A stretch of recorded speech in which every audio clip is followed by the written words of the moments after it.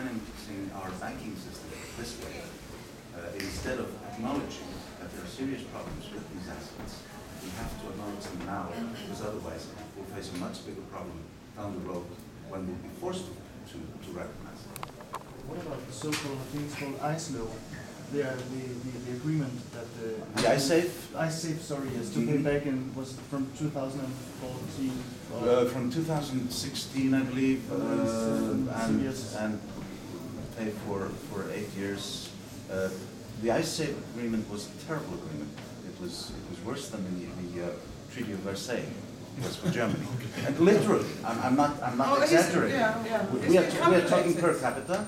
It was a more punitive agreement for the Icelandic people than the Treaty of Versailles was for Germany. And we didn't use any mustard gas against any of these countries. We just used economic warfare.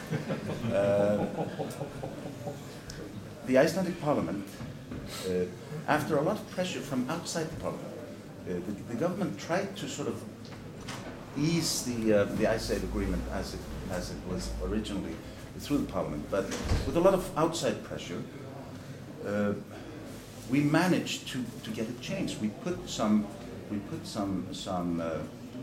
conditions into the agreement that we are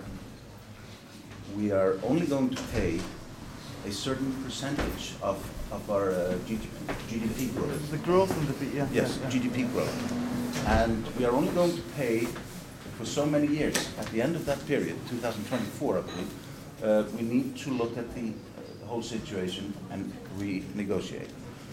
And there were some other conditions that we put there. I think that the agreement with the conditions that Parliament put in is an acceptable agreement for everybody. It should, because obviously it makes no sense to try to make us pay more than we actually can pay.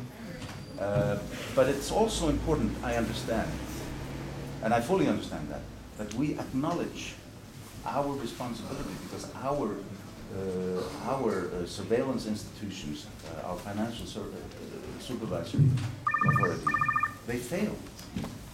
There were some failures in the European system as well, but we cannot run away from the fact